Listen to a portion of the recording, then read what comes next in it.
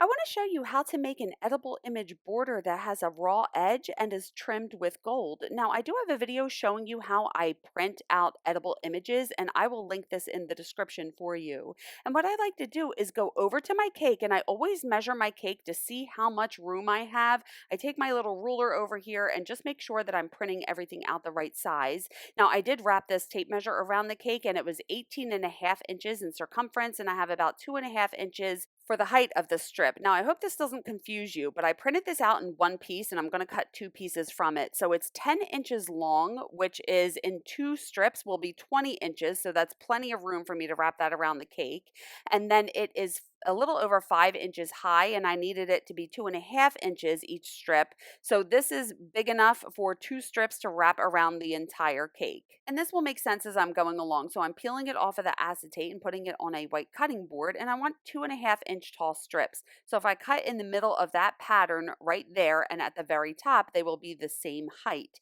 So I'm just lining my ruler in the middle of that pattern and I'm going to cut it. Sorry, the ruler's in the way. The next time that I do it, you'll be able to see what I'm doing because I put the ruler on the other side. But I'm just lining that up and I'm cutting that strip with my X-Acto knife. And now you can see how I'm lining the ruler up in the very center of that pattern so I get an even cut. Now, if your piece doesn't have a pattern on it, then you don't have to worry about it being so precise.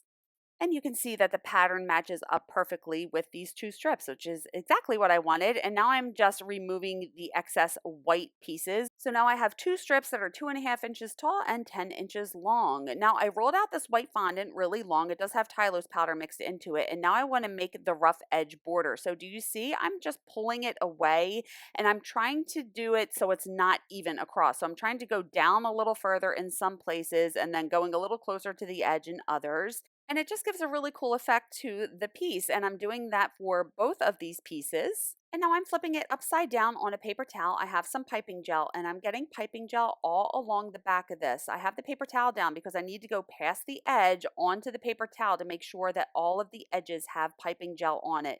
You want all of the edges to have piping gel so they're not going to lift up off of the fondant.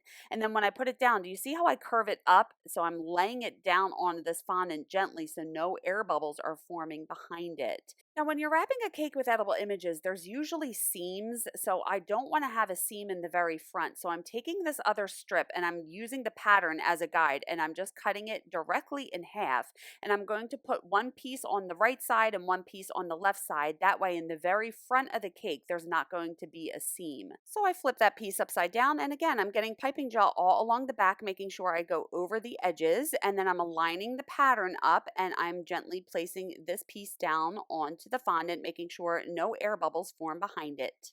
And then I dip my finger in cornstarch to remove that piping gel that was showing on the image. And I'm doing the same thing for the other piece. Flip it upside down, get some piping gel on the back. And this time I didn't want the seam to be visible from the front, and my hand is in the way. I'm sorry, but I'm lifting up the piece there and I'm going to tuck this other piece behind it. I wish I did this on the other side. That way the seam would be less noticeable as you view the cake from the front. And that corner looks really harsh, so I'm just lifting it up and I'm going to rip it just so it looks like a continuous pattern, and just getting a little cornstarch down because I got some piping gel on that part as well.